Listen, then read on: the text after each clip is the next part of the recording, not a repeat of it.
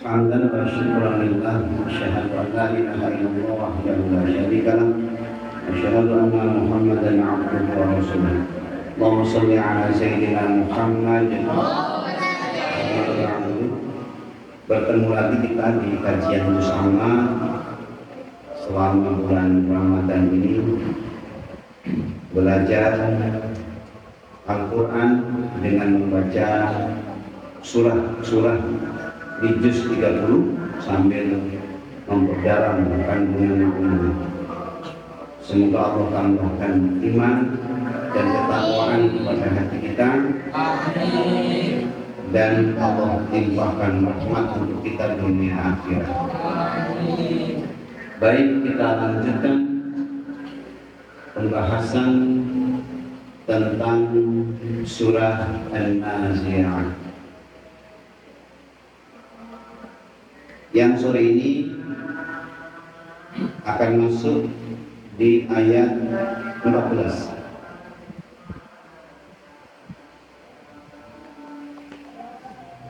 Baik, sebelum kita akan melanjutkan, kembali periksa hati, kita berniat beribadah kepada Allah Subhanahu wa Ta'ala, dan semoga semua amal kita, ibadah kita di sepanjang bulan Ramadan ini Allah akan berikan dengan limpahan keridhaannya dunia akhirat. Baik, kita awali dengan bacaan basmalah bersama-sama. Bismillahirrahmanirrahim. Langsung kita akan menuju surah An-Nazi'at ayat 14 atau ayat 15. Kemarin ayat 14. Sekarang ayat 15. A'udzu billahi minasyaitonir rajim. Hal ataka haditsu Musa. Sudahkah sampai kepada Muhammad kisah Musa, nabi yang namanya paling terkenal di Al-Quran, yang paling heboh perjuangannya dan kisahnya diceritakan panjang lebar di dalam Al-Quran. Hal ataka haditsu Musa.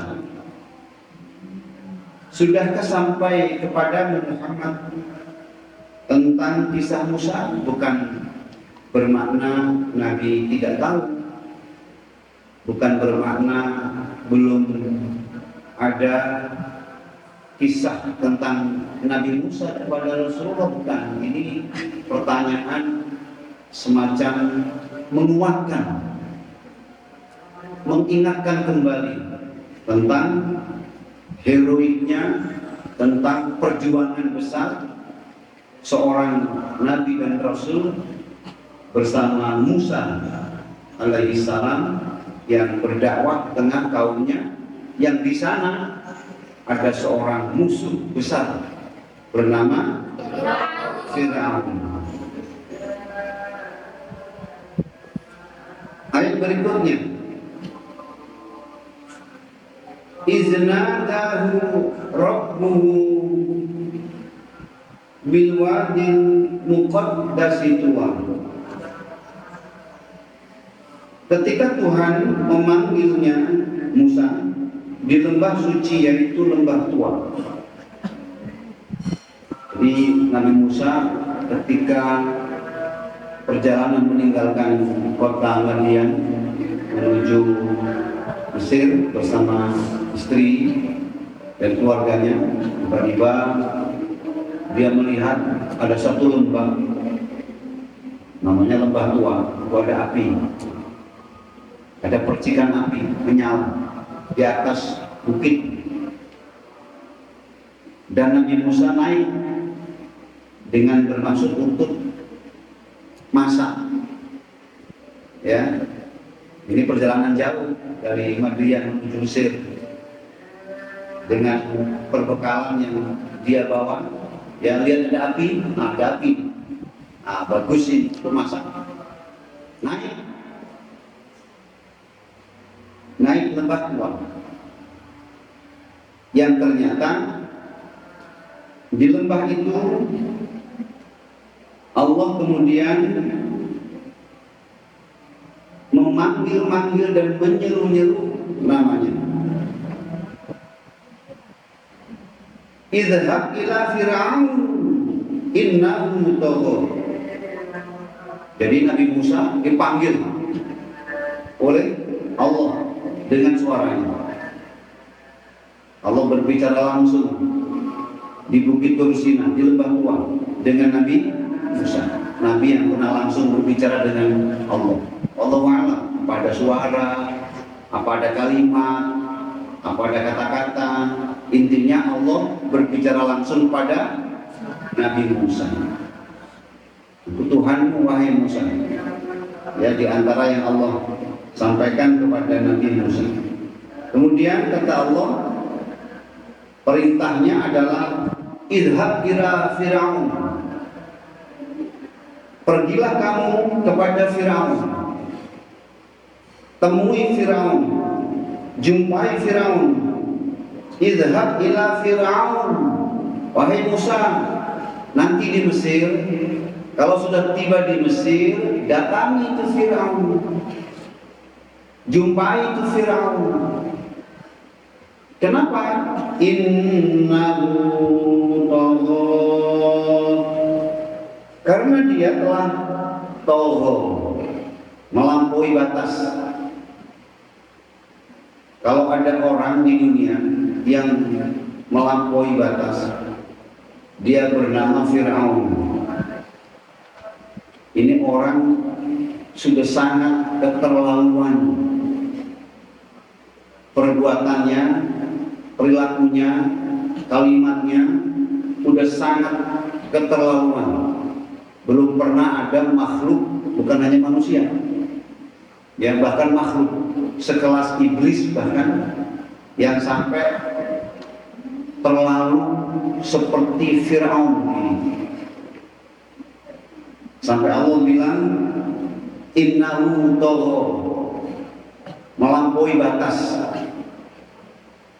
Durhakanya kepada Allah sudah over, sangat terlalu.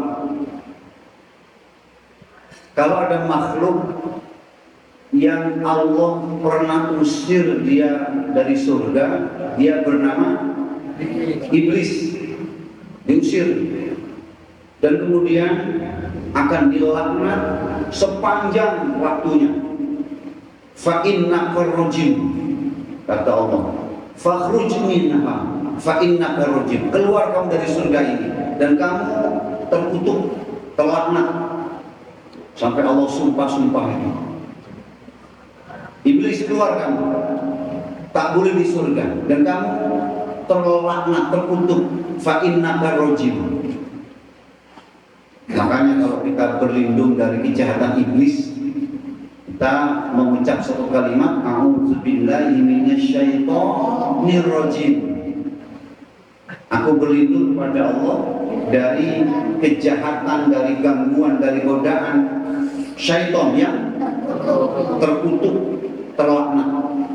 Nah ini iblis ini. Allah usir dari surga, Allah laknat, dan iblis menjadi makhluk yang diantara makhluk yang akan kekal di dalam neraka. Apa kesalahan iblis? Tidak mau bersujud kepada Nabi Adam. Hanya itu. Iblis sombong sampai mengatakan ana khairum minhu khalaqtani min nar wa khalaqtahu min tin. Kalau dalam bahasa kita, ya jangan ya Allah, masa saya sujud sama Adam? Kan saya lebih baik. Bahan baku penciptaan saya kan lebih keren, lebih dahsyat, lebih kuat, lebih bagus. engkau ciptakan aku dari api, sementara Adam engkau ciptakan dari tanah. Masa api sujud sama tanah? Kata Iblis mengira api itu lebih baik. Siapa yang bilang api lebih baik? Kan tidak. Ini kan kata Iblis sendiri, karena dengki, hasad, iri kepada Nabi Adam. Itu yang menyebabkan Allah melaknat iblis, mengusir iblis, mengazab iblis di dalam neraka selama-lamanya. Tapi anak-anak, iblis seumur-umur belum pernah bilang seperti apa yang Fir'aun bilang. Belum pernah sombong seperti sombongnya Fir'aun. Ya, iblis tetap mengaku dirinya adalah hambanya Allah. Nah, ya. Tapi Fir'aun tidak percaya kepada Allah dan mengaku dirinya adalah Tuhan. Ya, ini namanya tohong. Sudah terlalu melampaui batas, sombongnya sudah di atas. Ya, Allah tidak menyukai orang yang sombong, apalagi sombongnya sudah kelewatan, sudah terlalu teramat. Ya, Allah tidak suka sifat sombong. Bahkan la yadkhulul jannata man kana fi qalbihi misqalun dzarratin min kibrin. Tidak masuk surga orang yang di dalam hatinya ada benih sombong, ada sifat sombong meskipun kecil, macam zarrah, debu yang tipis. Loh, sombong itu menjadi penghalang orang masuk ke dalam surga. Sombong, merasa paling pandai, merasa paling kuat, merasa paling bersih, na'udzubillah, merasa paling suci, merasa paling kuat, merasa yang lain kecil, yang lain kotor, yang lain jelek, yang lain. Nah, ini hati-hati. Yang termasuk iblis begitu. Ana khairum minhu, aku lebih baik dari dia. Jadi merasa lebih baik itu sombong. Ya, dan orang tidak akan boleh masuk surga. La yadkhulul jannah. Tak boleh masuk surga, tak dapat masuk surga, tidak akan masuk surga orang yang sombong. Nah, sebab itu Allah suka dengan orang yang rendah hati. Rendah hati, macam padi berisi, semakin banyak isinya semakin menunduk, semakin rendah hati, tidak sombong.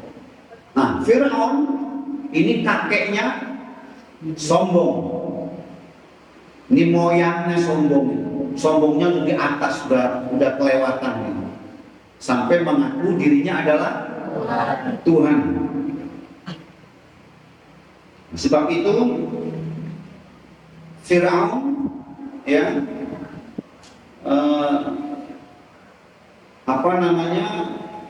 harus ini diingatkan.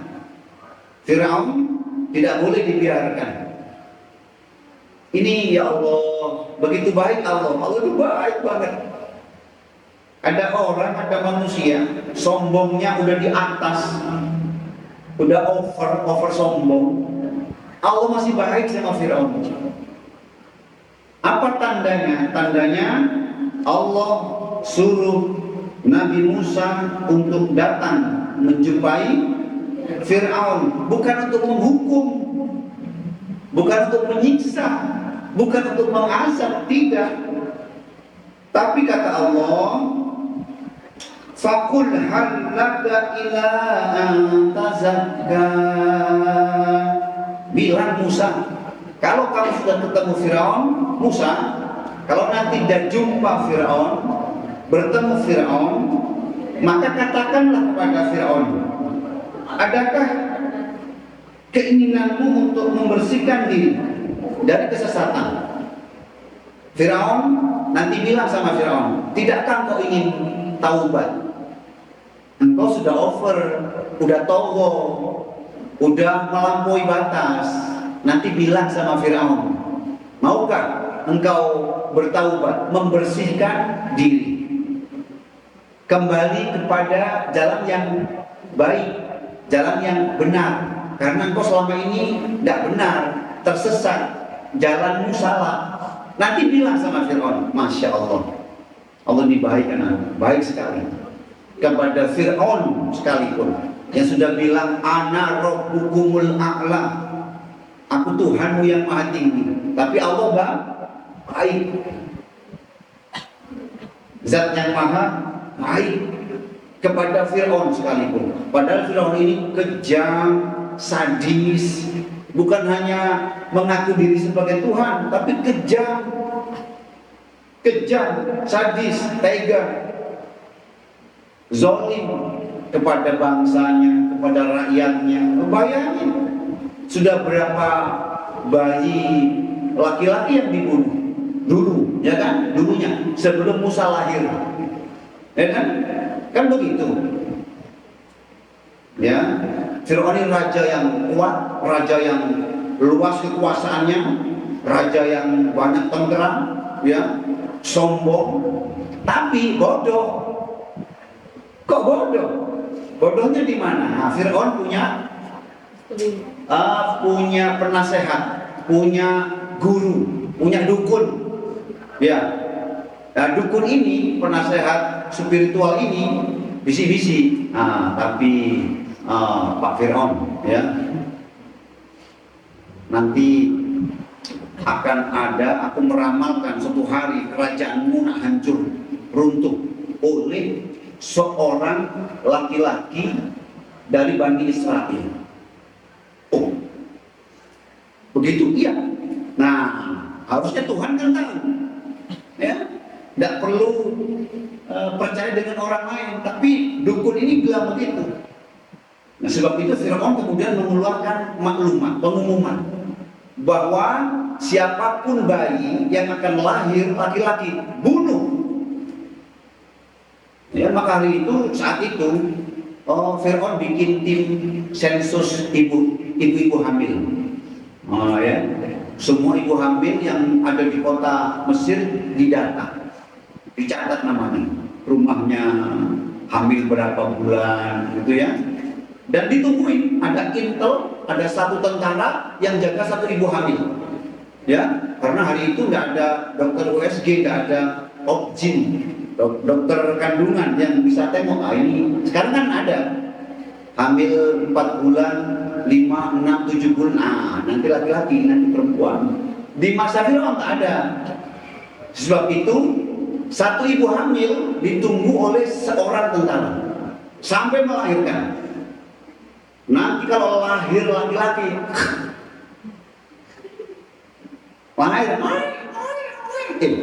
laki-laki perempuan, laki-laki, Fir'aun, perempuan, selamat, perempuan, aman, laki-laki, bayi. Makanya termasuk ibunya Nabi Musa, Allah beri keistimewaan. Jadi ibu Nabi Musa itu keistimewaannya dia hamil tapi perut tak nampak. Jadi perutnya tidak kelihatan kalau hamil. Meskipun sudah masuk di bulan ke-8, bulan ke-9 hamil, perutnya macam kecil. Ini Allah sembunyikan. Nah, ibu Musa lolos dari tentara, dari intelnya Fir'aun, lolos. Makanya begitu lahir, tidak ada yang tahu. Yang tahu hanya ibu Musa dan kakaknya. Musa punya kakak, punya keluarga, sama bapaknya. Tahu, laki-laki ini, bagaimana ini? Nanti kalau Fir'aun tahu, mati ini. Maka Allah ilhamkan supaya bayi Musa ini hanyutkan di sungai. Kalau logikanya dihanyutkan mati, dimakan ular, dimakan buaya. Kalau kau selamat, loh, ada rumah Fir'aun itu. Hari itu Fir'aun lagi duduk-duduk sama istrinya. Namanya Asia. Duduk pinggir sungai. Ini sudah nikah bertahun-tahun tidak punya anak. Fir'aun itu meskipun gagah, kuat, raja, tapi tidak punya anak. Tidak punya anak. Lagi duduk santai pinggir sungai, tahu-tahu ada keranjang, itu lewat di atas sungai itu. Kata istrinya Asia, mas Fir'aun, itu ada keranjang apa? Coba tengok itu. Ada bayi, ada baby ini. Si anak-anak, lucu, hitam dia. Fir'aun itu hitam. Nah ini karena ini keturunan dari Bani Israel, agak hitam. Ya, kata Fir'aun, bunuh dia. Oh jangan dibunuh. Siapa tahu nanti dia jadi anak yang akan menolong kita, bantu kita.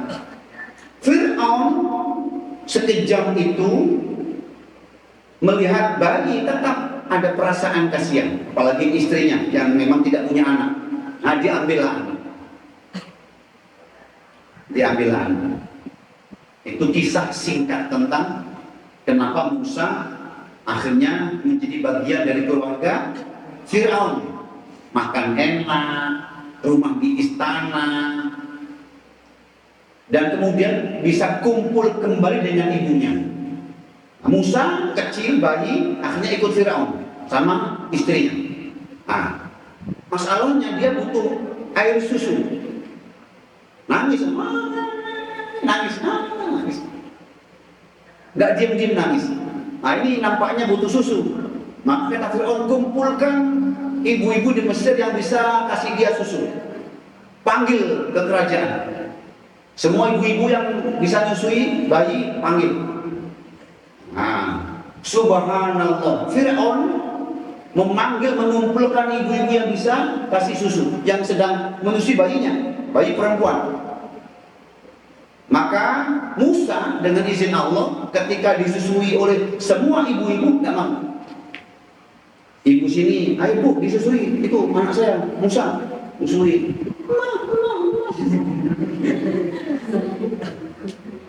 Tak mau. Ganti lagi ibu kedua. Tak mau. Ibu ketiga, ibu keempat, ibu kelima. Semua ibu-ibu yang menyusui di situ, ya, menyusui anaknya, sudah coba untuk menyusui Musa menolak. Ini bingung Fir'aun. Ini bagaimana ini? Macam mana ini? Kasihan itu Musa kecil, nangis. Ini macam mana? Nah, ternyata anak-anak kakaknya Musa lihat, tengok ini. Kemudian datang, begini Bapak Fir'aun yang terhormat, saya ada usul. Di sini di Mesir ada ibu-ibu yang nampaknya boleh dia menyusui Musa, boleh. Kalau engkau mau, saya nak panggil dia datang ke sini. Panggil. Ternyata yang dimaksud adalah ibunya Musa, ibu kandungnya. Datang dipanggil ke istana kerajaan Fir'aun. Bertemu lagi dengan anaknya, dengan Musa yang masih bayi. Disusui, mau. Ibunya, tapi rahasia. Fir'aun tidak tahu ini ibu kandungnya. Ya, tidak tahu.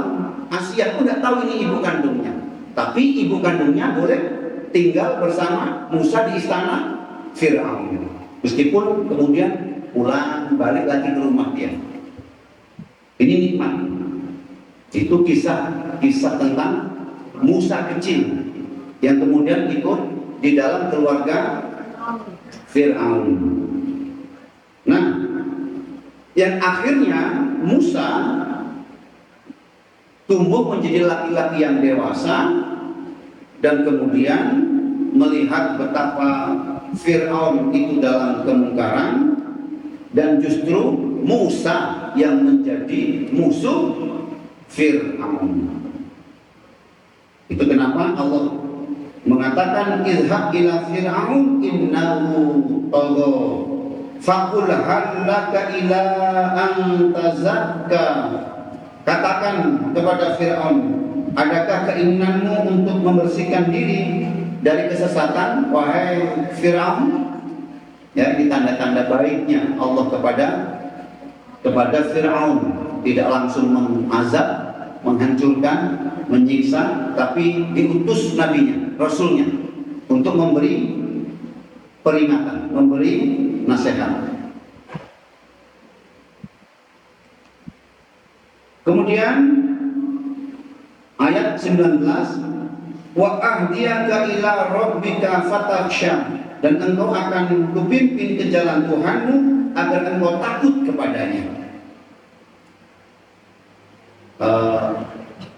Mungkin begini, Bapak Fir'aun, mau tidak saya beritahu jalan bertaubat? Semoga engkau bisa bersih, hidupnya baik, dan kemudian engkau fa'arahul ayatal kubra.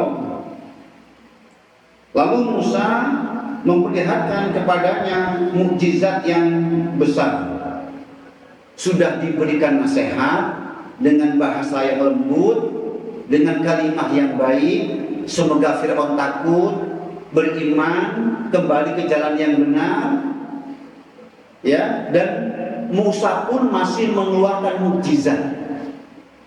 Ini kan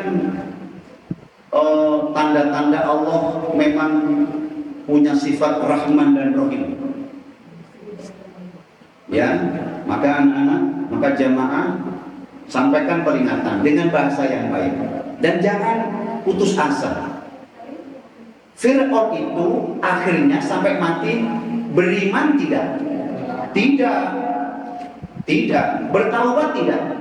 Tidak. Tidak. Menjadi baik tidak? Tidak. Fir'aun sampai mati tidak beriman, tak bertaubat, tak jadi baik, tak takut kepada Allah, tak ada masalah. Padahal yang diutus adalah Nabi. Yang diutus Allah untuk beri nasihat adalah Rasul. Coba anak-anak, apalagi kita, jangan berhenti kasih nasihat kepada kawan, kepada teman, saudara, keluarga. Ya, dia tak sholat, dia tidak beribadah, dia tidak baca Quran, ya, dia durhaka kepada orang tua, dia tak pernah pergi masjid, hidupnya dengan maksiat, hidupnya penuh dengan dosa.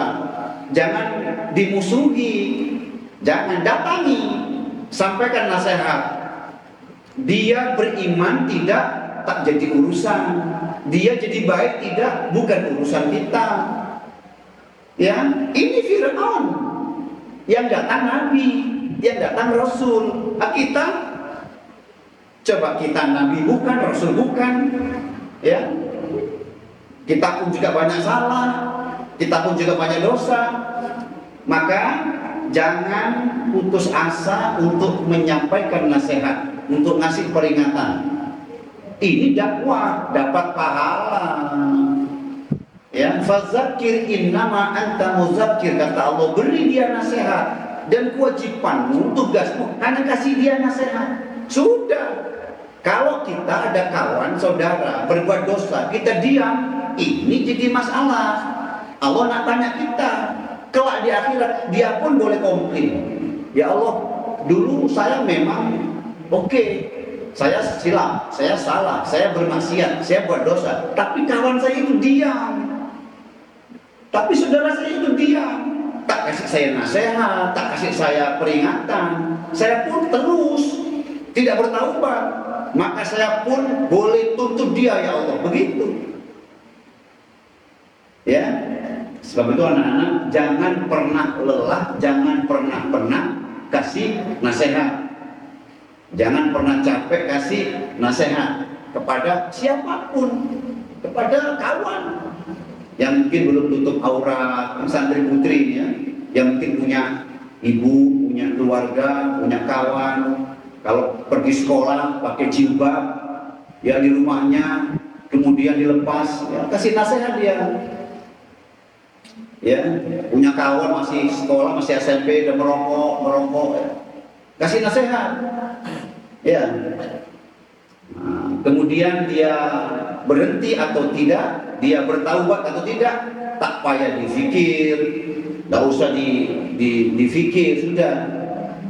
Macam Musa ini, seperti Musa ini, yang Allah kirimkan menemui Fir'aun, yang Allah kirimkan untuk menyampaikan nasihat peringatan kepada Fir'aun dengan mukjizatnya. Ya, ini kan kisah tentang macam mana Fir'aun kemudian melawan Musa dengan mendatangkan tukang-tukang sihir, melempar tali, tampar jadi ular. Musa pun melempar tongkat jadi ular yang besar. Ini mukjizat di antara mukjizat Nabi Musa, dan kalah Fir'aun, malu Fir'aun karena mukjizatnya. Mukjizat Nabi Musa adalah dahsyat. Ya iya, ini langsung dari Allah, dan dukun-dukun itu dari setan, ya pasti kalah. Kemudian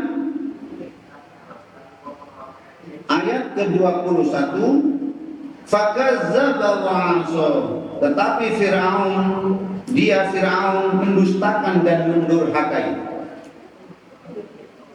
Ya, tak jadi soal.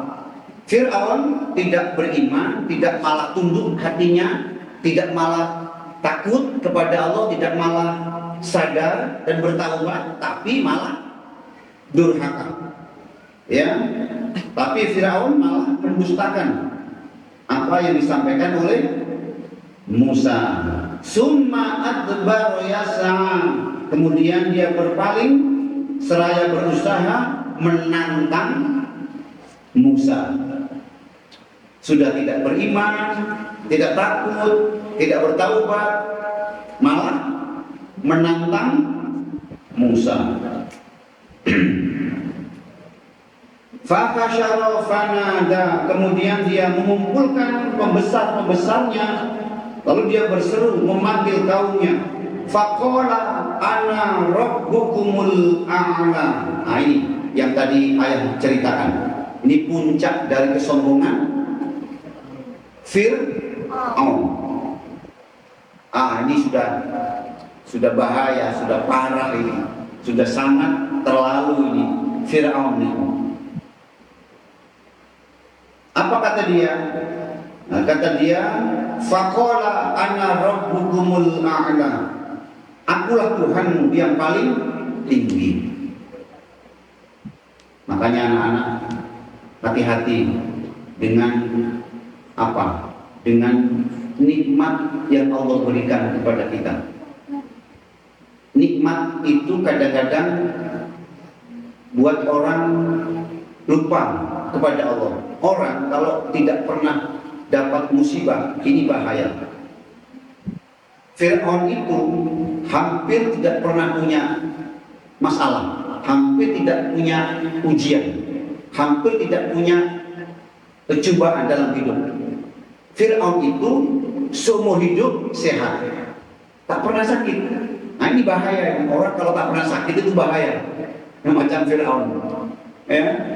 Fir'aun itu tak pernah kekurangan apapun. Semua ada. Makan, minum, kendaraan, rumah mewah, pembesar, pembantu, tentara, semua ada. Makanya orang yang semua ada, semua mudah, punya banyak, semuanya sehat, tak pernah sakit, ya ini bahaya. Bisa jadi sombong, bisa jadi angkuh. Nah, sebab itu memang sakit itu ada gunanya. Ya, kadang-kadang miskin itu baik, kadang-kadang sulit. Macam kalian itu cuci baju sendiri, masak sendiri, belanja sendiri itu penting.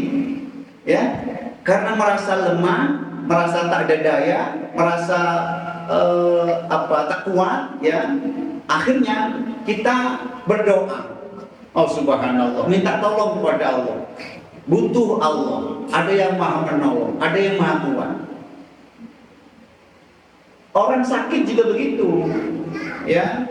Orang sakit itu masya Allah, kemudian dia zikir, dia baca Quran, dia teringat nak mati, baca istighfar, datang kepada Allah. Fir'aun sakit tidak pernah, sehat terus sampai mati. Sejak lahir sampai mati Fir'aun tak pernah sakit, tak pernah, sampai mati tenggelam itu. Nah, ini Fir'aun, sehingga dia berkata ana rabbukumul a'la, aku Tuhanmu yang maha tinggi. Sombong. Kekuasaan itu bikin orang sombong. Jadi raja, jadi pejabat, jadi ketua ini, jadi pemimpin ini, itu bikin sombong. Iya. Dan dia masuk surga, ya, macam Fir'aun ini. Ayat ke-25, fa'akhadhahu Allahu nakalal akhirati wal ula, maka Allah menghukumnya dengan azab di akhirat dan siksaan di dunia. Fir'aun itu Allah beri azab dunia dan akhirat. Nauzubillah. Ya, ada orang yang azabnya di dunia, akhirat tak ada. Sebab itu ujian bagi orang beriman itu adalah kafarat. Nah, ya. Itu kenapa Nabi Muhammad Rasulullah pun sebelum wafat sakitnya berat, demamnya sangat tinggi. Sampai kain handuk, ya, dimasukkan air, masih basah kan, taruh di atas kepala, tak lama kering. Ini menandakan betapa Nabi panasnya dahsyat. Nabi Muhammad Rasulullah sebelum meninggal sakitnya banget, berat. Ini menandakan Allah nak habiskan semua dosa-dosa beliau, dan di akhirat selamat. Maka anak-anak orang beriman itu dia ketusuk duri, itu menghilangkan dosa, menghilangkan azab. Bersyukur, demam, ya, sakit perut, loh iya. Bahkan orang sakit perut mati syahid. Kalau ada orang sakit perut, dia tak boleh tahan. Ya, sakit perutnya dahsyat ini sampai dia mati, ini mati syahid. Bagi orang yang beriman tak ada yang sia-sia. Ketusuk duri itu Allah mengampuni dosa. Orang beriman sakitnya, susahnya, siksanya di dunia adalah kafarat, di akhirat bersih. Tapi orang kafir macam Fir'aun, Allah sudah azab dia di dunia, Allah pun beri azab di akhirat. Ya, Fir'aun sudah tenggelam di Laut Merah, ya. Dan Fir'aun anak-anak subhanallah dikisahkan dalam riwayat sudah sempat nak bertaubat. Fir'aun waktu mau mati tenggelam, itu kan dia bertaubat dia. Ya, bertaubat dia, maunya. Tapi karena Jibril tahu, ya, maka mulutnya disumpel dengan tanah. Jibril tidak mau Fir'aun taubat. Ya, karena Jibril tahu Allah Maha Pengampun. Allah itu Masya Allah punya sifat namanya Ghafur, Al-Ghafur. Innahu huwal ghafurur rahim. Sesungguhnya Allah itu Maha Pengampun lagi Maha Penyayang. Jibril tahu ini bahaya Fir'aun kalau sampai berkata astagfirullah, bahaya. Makanya baru buka mulut mangap, ya, disupport sama tangan. Ya, kamu tidak boleh tobat, ditutup mulutnya itu sama Jibril. Ya, tidak boleh tobat kamu. Ya, tidak boleh. Ya, akhirnya Fir'aun mati belum juga bertaubat. Bukan belum tobat, ditutup mulutnya. Ya, saking marahnya malaikat Jibril marah. Ingat yang kemarin masih hidup sombongnya itu, ingat sombongnya Jibril itu, ditutup mulutnya. Sehingga Fir'aun pun tenggelam, ya, dan kemudian mati belum beriman kepada Allah Subhanahu wa ta'ala. Inna fi dzalika la'ibratan liman yakhsha. Sungguh pada yang demikian itu terdapat pelajaran bagi orang-orang yang takut kepada Allah. Nah ini sekarang Fir'aun mayatnya, bangkainya ada. Ini Quran benar ini. Ini di antara tanda-tanda Al-Quran itu mukjizat. Memang betul kitab suci dari Allah. Ya, dan ternyata Fir'aun sekarang ada di Mesir, ya, di Egypt sana. Kita boleh tengok, kita boleh lihat macam mana orang yang badannya tulang, daging, punya rambut, punya kepala, tapi sombong mengaku jadi Tuhan. Sekarang ada. Quran benar. Kata Allah, inna fi dzalika la'ibratan liman yakhsha. Sungguh pada yang demikian itu terdapat pelajaran bagi siapa? Orang-orang yang takut kepada Allah. Ya termasuk kita. Oh jangan macam Fir'aun lah. Akhirnya orang yang sombong itu pun hancur. Akhirnya orang yang pernah berkata Tuhan itu mati. Raja yang ternyata pernah hidup sehat, tak pernah sakit, kuat, angkuh, sombong, durhaka, ternyata mati.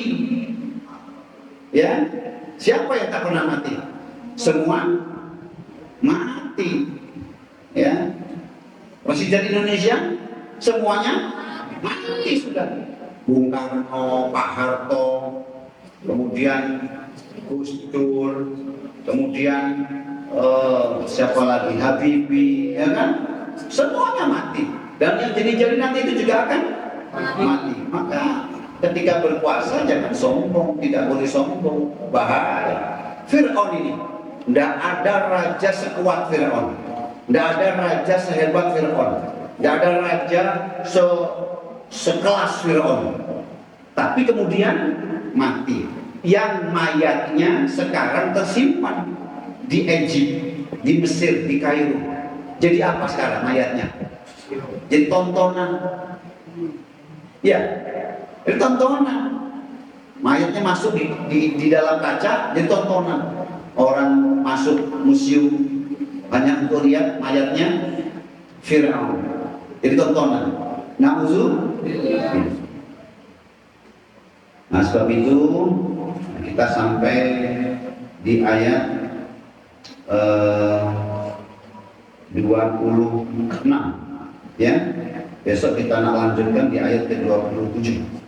Tapi kesimpulannya bahwa harus hati-hati. Siapapun kita tidak boleh sombong, harus rendah hati. Pandai sekalipun, kaya sekalipun, pintar sekalipun, ya, harus rendah hati. Tidak boleh sombong. Karena orang yang paling sombong ternyata mati. Sekarang mayatnya jadi tontonan di bumi, ya. Nauzubillah. Nah, itu anak-anak kisah tentang Nabi Musa alaihi salam dengan Fir'aun. Ini pasangan. Ya, ini pasangan. Bahwa sampai hari kiamat peperangan antara kebenaran dan kebatilan akan terus ada. Bahwa sampai hari kiamat Musa-Musa, Fir'aun akan terus hidup.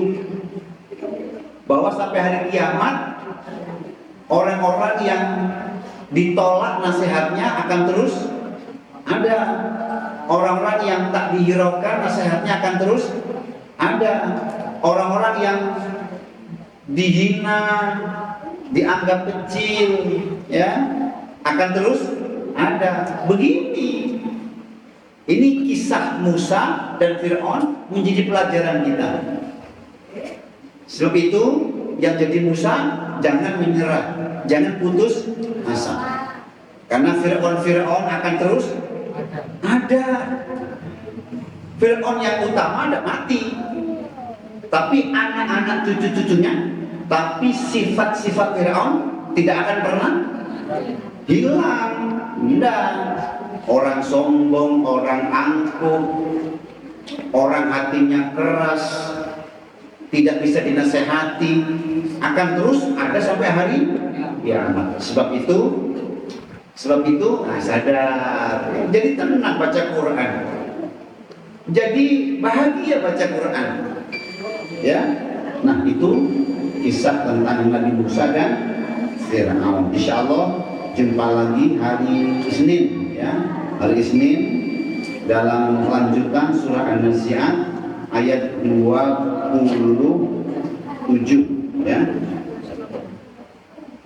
Ayat 27. Demikian santri jemaah sehati yang datang di Al-Haram